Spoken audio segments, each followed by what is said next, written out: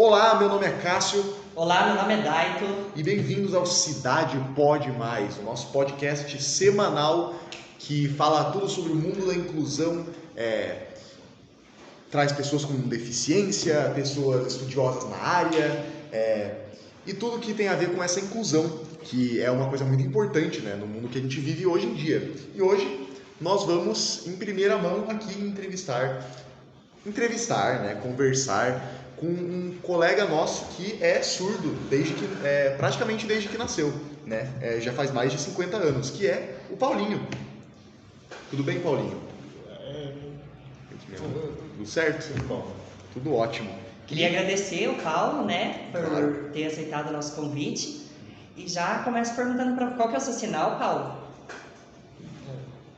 meu sinal e meu nome é assim: Paulo, Roberto,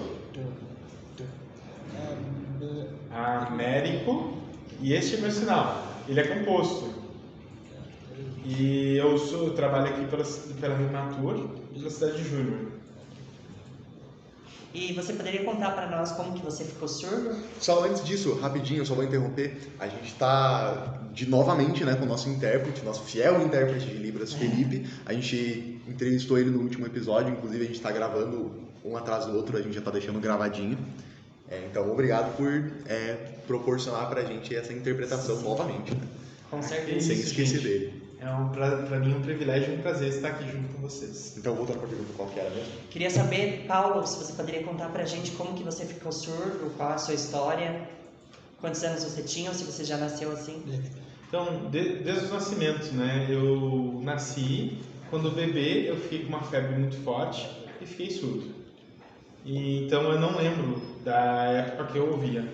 Eu não lembro de nada, né, da época que eu ouvia. E até a idade de 2 anos eu não sabia que eu era surdo. Então os meus pais identificaram isso e aos 7 anos eu comecei numa escola para surdos, comecei a aprender a língua de sinais e aí fiquei habilidoso na língua de sinais, né, até hoje. Bom, quantos anos você tem? 66. 66 anos. Então, praticamente desde que nasceu ali, como é ter crescido sendo surdo no Brasil de 50, 40 anos atrás? Porque hoje em dia a gente já tem leis de proteção, né, a pessoas surdas, pessoas com deficiência, mas eu imagino que na época era muito mais escasso, né, era muito mais limitado, tinha menos leis, menos direitos, menos praticamente tudo, mais preconceito até. Como é que foi? Sim, porque todas as pessoas normalmente que estão falando, né, e o surdo não consegue entender o que está sendo dito. Muitas vezes o surdo é recriminado. Meu pai às vezes me batia por eu não entender o que estava acontecendo. Eu não entendia exatamente o que ele falava, né? E por não entender não obedecia. Então ele ficava bravo comigo, né? Eu via meus irmãos apanhando, eu entendia que eu precisava ficar no meu canto. E eu entendia que não podia pegar as coisas porque iria estressar meu pai, né? Então, com o tempo eu fui aprendendo a lidar com as coisas. Mas para comer era mais fácil, né? Fazer o gesto de comer e a família entendia que eu estava com fome, né? Eu utilizava sinais caseiros, né? Sinais que nós tínhamos feito em casa. Então, tentava ver o que eles estavam falando, não entendia. Eu via que eles riam de mim às vezes. Então,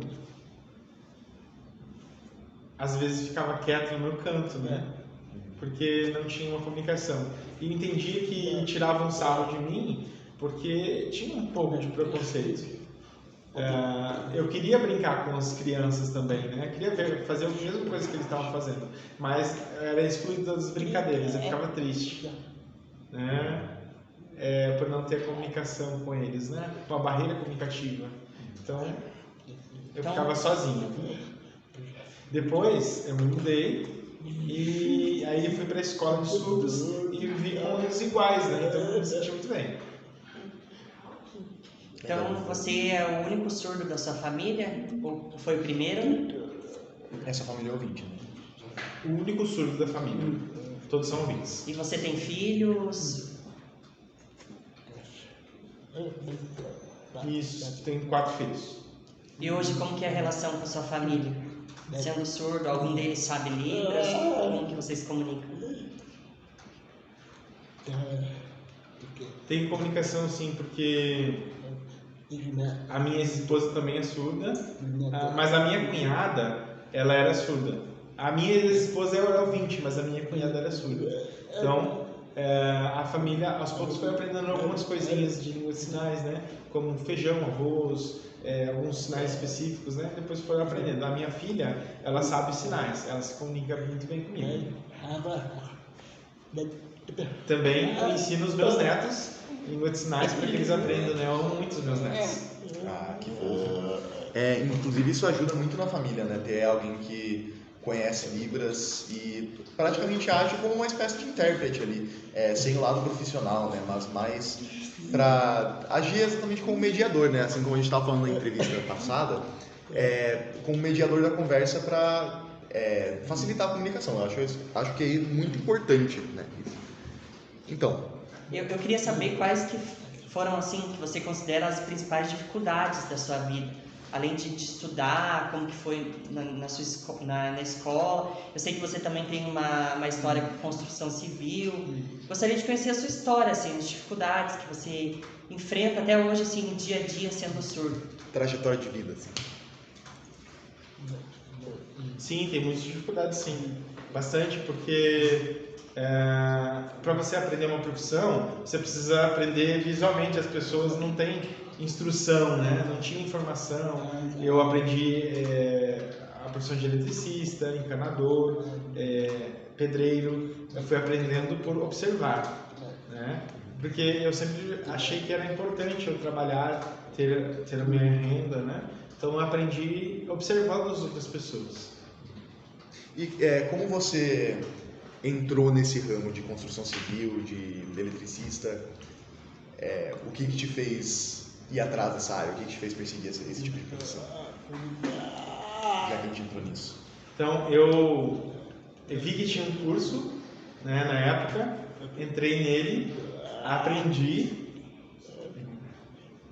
num curso, né? Eu estava em casa, eu achava importante sair, aprender coisas, ter mais conhecimento, então decidi fazer esse curso.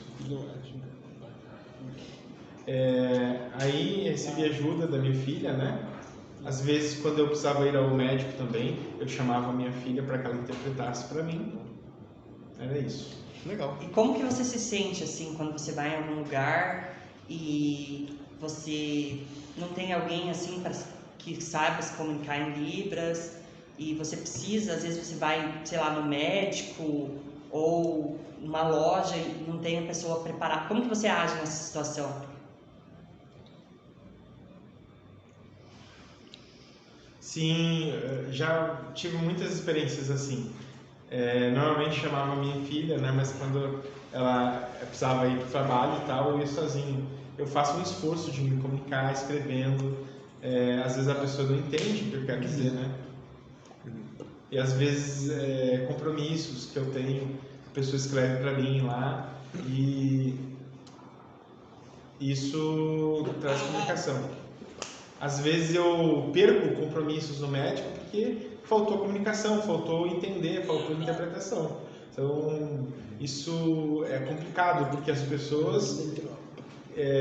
isso aconteceu também no ônibus uma vez. Eu estava no ônibus e a pessoa bateu em mim e depois eu descobri que ela estava pedindo licença, mas com a voz, eu não ouvi ela. Então ela bateu em mim porque achou que eu não estava dando licença para ela de propósito. Ela ficou brava comigo. Caramba.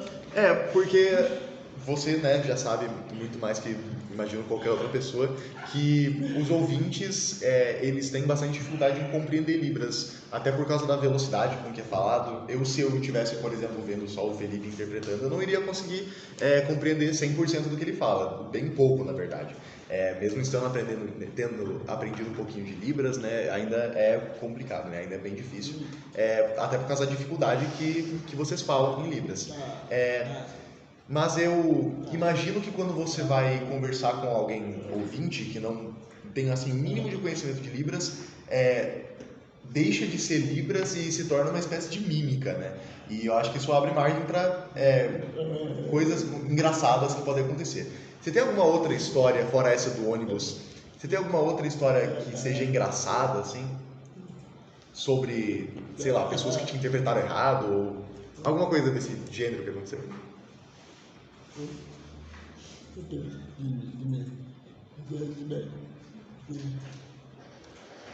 Normalmente quando você vai conversar com uma pessoa, você tem que ser extremamente educada, simpática, né? E a pessoa, para não gerar uma segunda interpretação, né? Utiliza bastante gestos para que a pessoa veja e não veja bem a minha expressão facial de simpaticidade, né?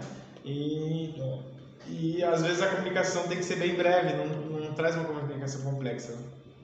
Eu percebo que às vezes na comunicação tem muita gente que tem falta de interesse também, porque eu uma vez estava no posto de saúde e tinha uma moça surda e as moças da recepção não conseguiam atender ela, e o meu irmão, que não sabia Libras, mas que sempre gostava de ajudar as pessoas, ele foi lá e escreveu no celular para ela. Ele escreveu assim: se você precisa de uma consulta, digite 1.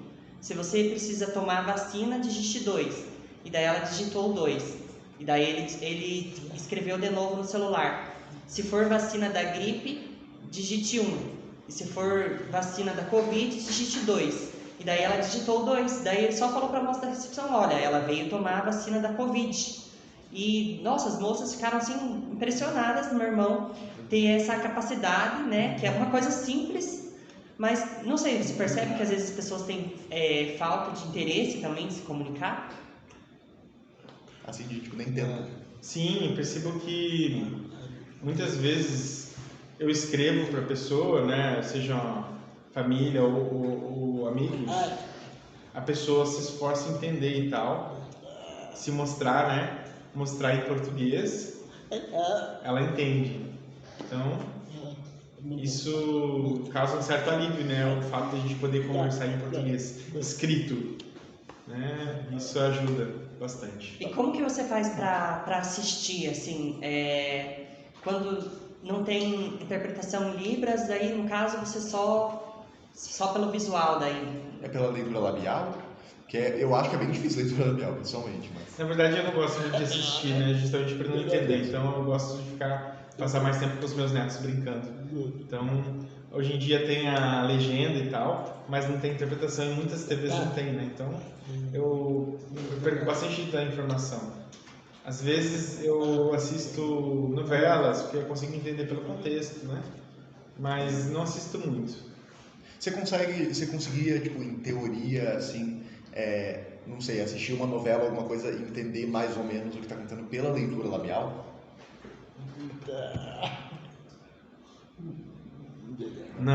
Não consigo. Então, às vezes eu passo de canal para ver, né, se eu consigo entender. Noticiário, por exemplo, aí eu consigo entender algumas coisas. Mas não... Eu gosto de novelas bíblicas. Legal. E você já passou por alguma situação de preconceito, assim, que você possa contar pra gente? Até mesmo no mundo do trabalho, né? Porque hoje você está aqui, você é aprendiz de Cidade Júnior, né? E eu queria saber se você teve dificuldade, assim, para inserir no mercado de trabalho, sendo uma pessoa surda, uma pessoa com deficiência.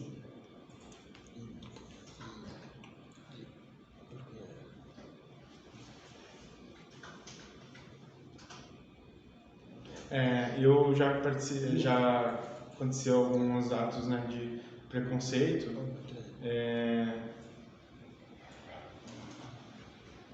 Quando eu estava tentando chamar a atenção de algumas pessoas, e elas tentaram se esconder de mim porque eu era surdo e imaginaram que eu não iria agregar nada para elas, então eu fui embora. Então, eram 4 pessoas naquele dia, eles tentaram se esconder de mim, eu percebi isso, fiquei triste e fui embora. É uma coisa bem triste, né, quando isso acontece. Que é justamente o que o Dad falou, né, de não ter interesse em tentar se comunicar. Porque mesmo que você não saiba Libras, você pode, pelo menos, tentar falar alguma coisa com o surdo, né? mesmo, sei lá, você não sabe que o sinal de Libras, o nome Libras é assim, né? Libras. Você pode, quando um surdo tenta se comunicar com você, eu imagino que é educado você falar, tipo, suponhamos que você não saiba, né? Você fala, tipo, não sei falar, assim, improvisa, sabe? É a coisa de falta de interesse. Inclusive, outra pergunta aqui que eu já acho legal entrar, já que a gente já está puxando esse assunto, você tem alguma dica para pessoas que sejam ouvintes e que para se comunicar assim o básico sem necessariamente precisar aprender Libras com pessoas surdas?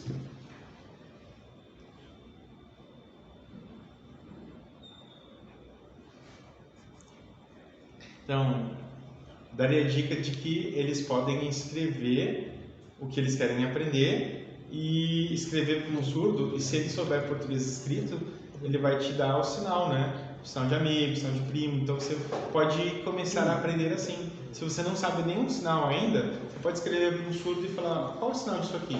Então, aos poucos você vai aprendendo. Legal. Eu acho que é bem importante, na verdade não, eu tenho certeza, né, que é importante você aprender pelo menos a falar que não sabe falar Libras para não transformar em uma situação meio constrangedora.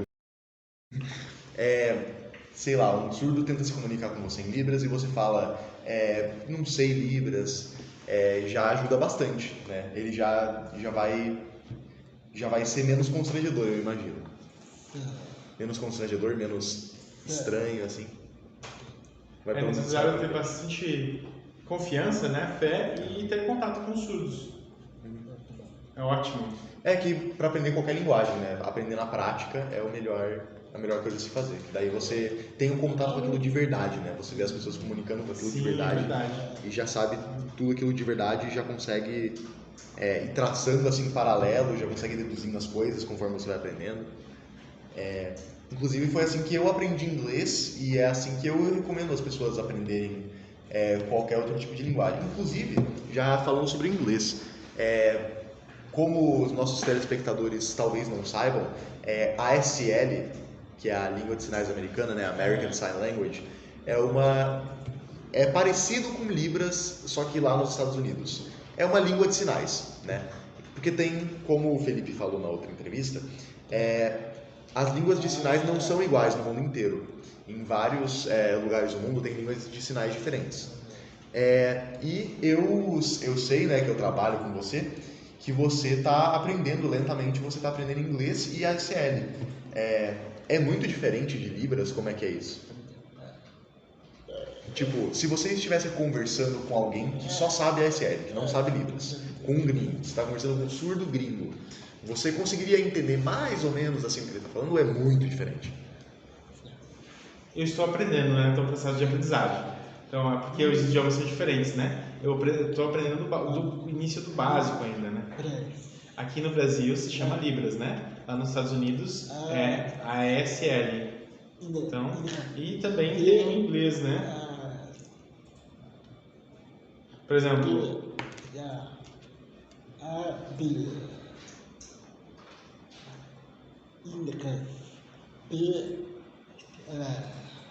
e também tem a língua de sinais britânica, né? Então, nos Estados Unidos, a língua de sinais americana.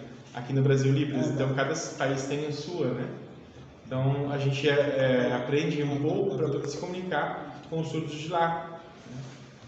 Eu queria saber, assim, o que você acha, né? Já chegando quase no fim. Calma aí. O que você acha que precisa mudar no Brasil, na nossa sociedade, para ser mais inclusiva para os surdos? Talvez ter Libras nas escolas, ou a gente ter mais contato com os surdos mesmos, ou ter mais interpretação de texto, mais interpretação em Libras, né? O que você acha que poderia mudar na sociedade para ter talvez mais representatividade na política? O que precisa, na sua opinião, que a gente pode fazer para tornar a sociedade mais inclusiva para os surdos? Sim, as pessoas precisam fazer mudança, né? A gente precisa aprender. Precisamos aconselhar as crianças a ensinar sinais básicos delas, como cumprimentos, né? ensinar sinais para que no futuro as pessoas aprendam e possam se comunicar com surdos, intérpretes, né? E para que a sociedade seja mais inclusiva, né? A gente precisa aconselhar as crianças, iniciar pelas crianças mesmo, porque elas vão fazer a diferença, né? Eu amo ensinar crianças. É legal. Você acha uma boa ideia ensinarem Libras nas escolas como parte da grade curricular, não como parte de, tipo, atividades extracurriculares, mas para todo mundo? Tipo, ter algum momento na semana ou, enfim, que seja ensinado Libras assim como matéria, do mesmo jeito que é matemática, português, ciências, essas coisas? Sim, assim como no português e matemática é ensinado, né, a gente aprende as coisas importantes, eu acho importante também, né, como português e matemática, são muito importantes para a vida, são duas matérias muito importantes. E Libras também é importante, assim como o português, né, é um status de língua igual. Que é uma linguagem completamente diferente também. Então, eu acho que é isso, né? Acho que é tudo que temos por hoje. Muito obrigado por ceder o seu tempinho para nos dar essa entrevista. Acredito que não deu para aprender bastante coisa. Eu também agradeço vocês pelo convite, né? Pela amizade. Estamos juntos. Obrigado. Tamo junto. E é isso, pessoal. Eu queria, por fim, agradecer mais uma vez a Rimatur pelo patrocínio, pelo incentivo. E fiquem de olho nos próximos episódios, no Instagram, no TikTok. Cidade Júnior é a Cidade Mais. Esse é o Cidade Pode Mais. Valeu, um abraço. Apontei pra câmera errada, é essa aqui. Tchau.